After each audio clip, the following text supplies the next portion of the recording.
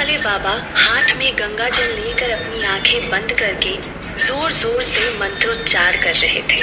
उन मंत्रों की आवाज से ही काले साए तड़पने लगे थे। उन्हें अंदर ही अंदर जलन महसूस होने लगी थी। वो जोर जोर से चिल्लाते कह रहे थे, बंद कर इसे, वरना तुम सब में से कोई नहीं बचेगा। लेकिन टीले वाले बाबा ने अपने मंत्रों की आवाज को और तेज कर दिया। ये सब देख सुगंधा और कटीली भी थोड़ी चिंतित हो गई थी, लेकिन अंगुना के चेहरे पर कोई शिकन नहीं थी, बल्कि वो तो ये सब देख मंद मंद मुस्कुरा रही थी। सुगंधा ने अपनी चिंता जाहिर करते हुए कहा, अंगुना, तुम्हारे काले साए लोगों पर हमला करने के बजाय तड़प रहे हैं और तुम मुस्कुरा रही हो। लेकिन अंगुना ने इस बात का कोई जवाब नहीं दिया। ऐसा लग रहा था जैसे सब कुछ ठीक वैसा ही हो रहा था जैसे अंगुना चाहती थी। उन काले सायों को तड़पता हुआ देख राघव और बाकी लोग जहां राहत की सांस ले रहे थे, वहीं चंद्रकला को न जाने क्यों कुछ सही नहीं लग रहा था। वो उस भीड़ को गौर से देखने लगी। तभी चंद्रकला ने देखा कि भीड़ में ऐसे भी बहुत से लोग थे जिनके ऊपर इन सब मंत्रोच्चार का कोई असर नहीं हो रहा था, और उसने देखा कि उन लोगों की बाकी लोगों की तरह आंखें भी नहीं चमक रही थी। चंद्रकला समझ गई कि इन काले सायों के साथ साथ कुछ ऐसे लोग भी मौजूद हैं जिसके अंदर काले साए नहीं हैं। ये देख चंद्रकला के पैरों तले जमीन खिसक गई। उसे समझ नहीं आ रहा था कि वो क्या करे, क्योंकि अगर टीले वाले बाबा ने इन सब के ऊपर ये मंत्राया हुआ जल फेंक दिया तो जिनके अंदर काले साए हैं उन्हें तो कोई असर नहीं होगा, लेकिन जिनके अंदर काले साए मौजूद नहीं है उनके ऊपर जल की एक बूंद भी गिर गई तो वो लोग तड़प तड़प कर मर जाएंगे। अब चंद्रकला के पास टीले वाले बाबा को रोकने के अलावा दूसरा कोई रास्ता नहीं था। उसने जोर से चिल्लाते हुए कहा, बाबा, बाबा रुक जाइए, बाबा रुक जाइए बाबा। चंद्रकला की आवाज सुनकर टीले वाले बाबा ने अपने मंत्रों को वहीं पर रोक दिया। जैसे ही टीले वाले बाबा ने उन मंत्रों को रोका, उन काले सायों ने भी कुछ राहत की सांस ली। टीले वाले बाबा ने कुछ चिढ़ते हुए चंद्रकला से पूछा, क्या हुआ चंद्रकला, तुमने मुझे रोक क्यों दिया? मैं अभी इन काले सायों को वापस इनकी दुनिया में भेज देता। चंद्रकला ने माफी मांगते हुए कहा, बाबा, आप इन सबको तो इनकी दुनिया में भेज देते, लेकिन इनके साथ साथ बहुत से मासूमों की भी जान चली जाती। टीले वाले बाबा ने जब ये सुना तो उनके माथे पर कुछ सिकन आ गई। चंद्रकला ने अपनी बात को जारी रखते हुए कहा, हाँ बाबा, इन काले सायों के साथ साथ इस भीड़ में बहुत से लोग आम इंसान भी हैं जिनके अंदर काले साए मौजूद नहीं हैं। ये सुन टीले वाले बाबा भी चौंक गए। उन्होंने भी जब गौर से देखा तो भीड़ में बहुत से ऐसे लोग थे जिनके अंदर काले साए नहीं मौजूद थे। ये देखते ही टीले वाले बाबा ने अपने हाथ का गंगा जल नीचे जमीन पर फेंक दिया। अब इसके पहले कि टीले वाले बाबा और चंद्रकला कुछ सोच पाते, पूरी की पूरी भीड़ दौड़ते हुए इन सबकी तरफ बढ़ने लगी। सैकड़ों की भीड़ को अपनी तरफ आता देख सब लोग काफी ज्यादा घबरा गए। जो काले साए थे वो तो बिना किसी को छुए उनके बिल्कुल पास से इधर से उधर भाग रहे थे और जोर जोर से हंस रहे थे। देखते ही देखते चारों तरफ भयंकर भगदड़ मच चुकी थी। अपने आसपास इतने सारे लोगों को देखकर चंद्रकला और टीले वाले बाबा को भी कुछ सूझ नहीं रहा था, क्योंकि अगर वो कुछ भी विद्या का इस्तेमाल करते तो उन लोगों को काफी तकलीफ हो सकती थी जिनके अंदर काले साए मौजूद नहीं थे। ये सब भगदड़ मची हुई ही थी कि तभी कुछ ऐसे लोग दौड़ते हुए चंद्रकला, टीले वाले बाबा और बाकी लोगों से टकरा गए जिनके अंदर काले साए मौजूद नहीं थे। चूंकि इनके अंदर कोई काला साया मौजूद नहीं था, इसीलिए ये लोग बड़ी ही आसानी से टीले वाले बाबा और चंद्रकला को छू सकते थे। इतने लोगों के टकराने से ये हुआ कि जिन लोगों ने चंद्रकला का हाथ पकड़ा हुआ था उनका चंद्रकला से हाथ छूट गया, और साथ ही साथ चंद्रकला और टीले वाले बाबा भी उस भीड़ के साथ अपनी जगह से दूर चले गए। जिन लोगों का साथ छूट चुका था, काले साए अब उन आदमियों को हवा में उड़ाने लगे। वो लोग मदद के लिए जोर जोर से पुकारने लगे। बाबा, चंद्रकला बचाओ हमें। ये देख टीले वाले बाबा और चंद्रकला भी उन लोगों को बचाने में लग गए और उनका ध्यान उस आईने से हट गया। लेकिन अभी तक वो आईना राघव के हाथ में ही था, जिसकी वजह से कोई भी काला साया राघव को छू नहीं पाया था। पर तभी एक भारी भरकम आदमी दौड़ता हुआ राघव की तरफ बढ़ रहा था, जिसके अंदर कोई काला साया मौजूद नहीं था। वो आदमी जाकर जोर से टकरा गया। उस आदमी के टकराते ही राघव जोर से जाकर जीप से टकरा गया और राघव के हाथ से वो आईना छूटकर दूर उछल गया। अंगुना को इसी पल का इंतजार था। अब उसने कटीली को इशारा करते हुए जाने को कहा। कटीली को पहले से ही पूरी योजना पता थी। कटीली को इशारा मिलते ही वो वहां से उस भारी भरकम आदमी की तरफ बढ़ने लगी। वहीं चंद्रकला और टीले वाले बाबा पूरी तरह से भगदड़ से घिरे हुए थे और उन लोगों की जान बचाने में लगे हुए थे। तब तक कटीली जाकर उस भारी भरकम आदमी में प्रवेश कर चुकी थी। उस आदमी में प्रवेश करने के बाद कटीली की नजर जीप के चालक पर पड़ी, जो जीप के आगे की तरफ अपनी जान बचाने के लिए अपना मुंह छिपाकर बैठा हुआ था। कटीली धीरे धीरे उस आदमी की तरफ बढ़ी और उसे पीछे गर्दन से पकड़ लिया। अपनी गर्दन के पकड़े जाने से चालक एकाएक काफी ज्यादा डर गया। कटीली ने उसे अपनी तरफ घुमाते हुए कहा, इस आईने को उठाकर जीप में रख और वापस हवेली की तरफ चल, वरना इस गर्दन के 2 हिस्से होते हुए समय नहीं लगेगा। ये सुनकर चालक बहुत ज्यादा डर गया। उसने हामी भरते हुए कहा, आप जैसा कहोगे मैं ठीक वैसा ही करूंगा। ये सुन कटीली ने उस चालक की गर्दन को छोड़ दिया। चालक दौड़ता हुआ गया और आईने को वापस जीप में रखकर अपनी जगह आकर बैठ गया। उस चालक का एक बार के लिए मन हुआ कि वो चिल्लाकर चंद्रकला को इस बारे में बता दे, लेकिन तभी उसकी नजर अपनी पास वाली सीट पर गई। उसने देखा कि वो आदमी जिसके अंदर कटीली मौजूद थी, वो उसकी पास वाली सीट पर ही बैठा हुआ था और अब तो उसके बड़े बड़े नाखून भी बढ़े हुए थे।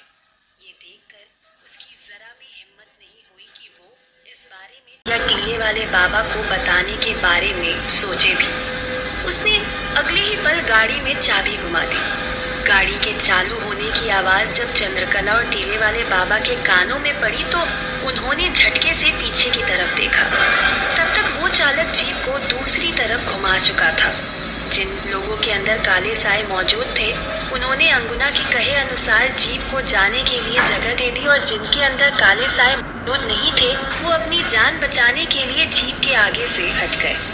चंद्रकला और टीले वाले बाबा की नजरें आईने को ढूंढने लगी। जब आईना कहीं नहीं दिखाई दिया तो दोनों समझ गए कि आईना उसी जीप के अंदर है।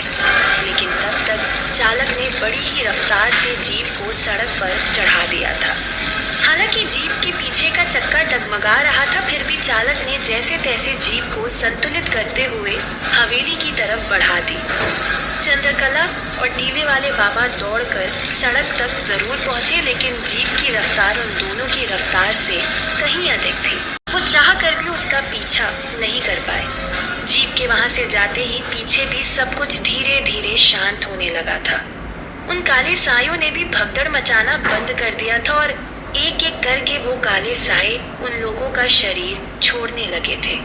कुछ ही देर में सभी काले साए गांव वालों का शरीर छोड़कर अपनी अपनी दुनिया में जाने लगे। चंद्रकला और टीले वाले बाबा एक ओर उन काले सायों को आसमान की तरफ उड़ते हुए देख रहे थे, वहीं दूसरी ओर उस जीप को मायापुर की तरफ जाता हुआ देख रहे थे। उन काले सायों के शरीर छोड़ने के बाद गांव के लोग अपने अपने परिजनों के गले मिलकर रोने लगे, पर चंद्रकला और टीले वाले बाबा आईने के चले जाने से बहुत ज्यादा चिंतित थे। चंद्रकला कुछ सोचते हुए दौड़कर उन गांव वालों के पास गई और उनसे कहने लगी, अब सभी के परिवारजन बिल्कुल सही सलामत हैं, लेकिन अभी आपको हमारी मदद करनी होगी, वरना मायापुर के लोग सुरक्षित नहीं बचेंगे। चूंकि ये गांव मायापुर से सिर्फ एक गांव छोड़कर ही था, इसीलिए सब लोग चंद्रकला को भली भांति जानते थे। गांव के एक बुजुर्ग ने चंद्रकला से पूछा, कहो चंद्रकला, तुम्हें हमसे क्या मदद चाहिए? जवाब देते हुए चंद्रकला ने कहा, गांव में किसी के पास अगर जीप है तो जल्द से जल्द लेकर आइए। हमें तुरंत मायापुर के लिए निकलना होगा। हमारे पास बिल्कुल समय नहीं है।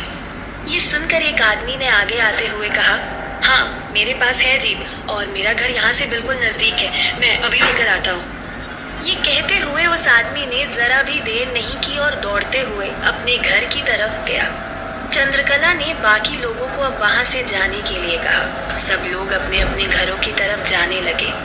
बस कुछ ही देर के इंतजार के बाद वो आदमी अपनी जीप ले आया। चंद्रकला, टीले वाले बाबा, राघव और बाकी लोग जीप में बैठे और मायापुर के लिए निकल गए।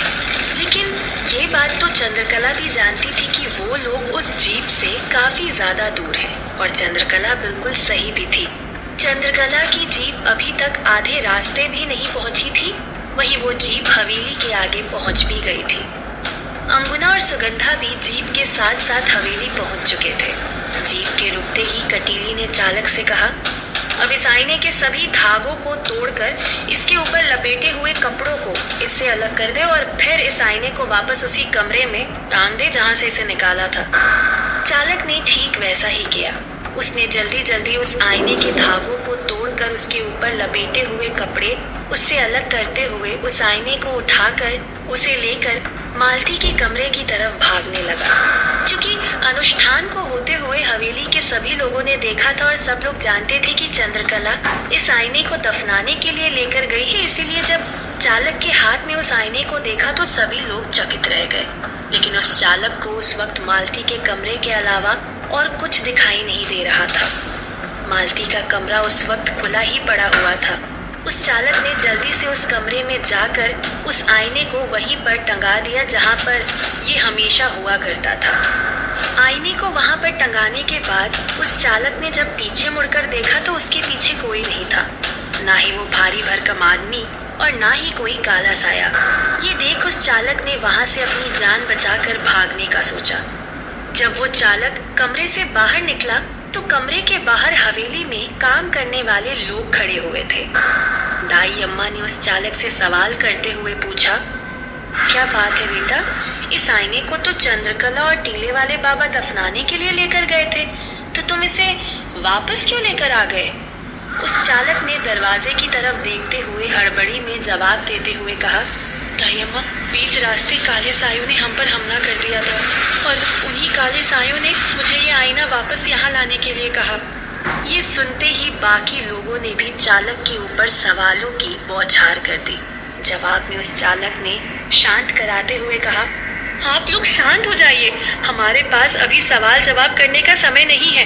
अगर आप सभी को अपनी जान प्यारी है तो यहाँ से भाग जाइए। काले साए कभी भी हवेली के अंदर प्रवेश कर सकते हैं और ऊपर से यहाँ पर हमें बचाने वाला भी कोई नहीं है।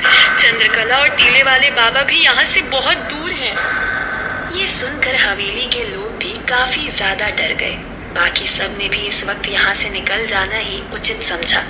जैसे ही सब लोग हवेली के आगे की रास्ते की तरफ जाने लगे तो उस चालक ने उन्हें रोकते हुए कहा, नहीं नहीं, उस तरफ नहीं, जो काला साया मुझे यहाँ पर लेकर आया था वो काला साया घर के आगे ही मौजूद है।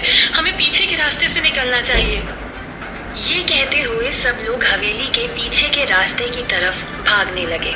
भागते भागते दाई अम्मा के पैर वहीं पर रुक गए। वो सीढ़ियों से ऊपर चढ़ते हुए नंदिनी और छाया के कमरे की तरफ जाने लगी। दाई अम्मा ने जल्दी जल्दी योगेंद्र और नंदिनी को पूरी बात बता दी। दाई अम्मा की बातें सुनकर योगेंद्र भी नंदिनी और छाया को लेकर पीछे के रास्ते से भाग गया। वहीं हवेली के बाहर कटीली उस आदमी के शरीर को छोड़कर अंगुना और सुगंधा के पास पहुंच चुकी थी। कटीली के शरीर से निकलते ही वो आदमी भी वहां से भाग चुका था।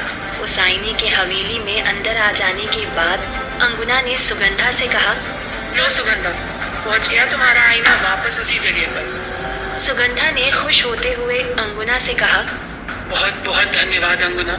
अब बस जल्द से जल्द अपने मेरुदंड से उस आईने को तोड़कर अपनी बेटी को उस आईने की कैद से हमेशा हमेशा के लिए आजाद कर दो।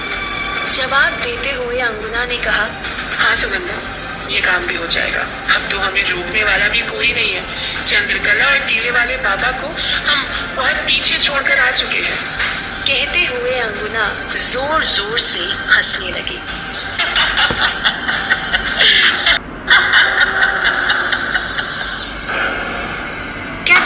वाला और टीले वाले बाबा सही समय पर हवेली पहुंच पाएंगे या अंगुना अपने मेरुदंड से काया को उस आईने से आजाद करवा देगी।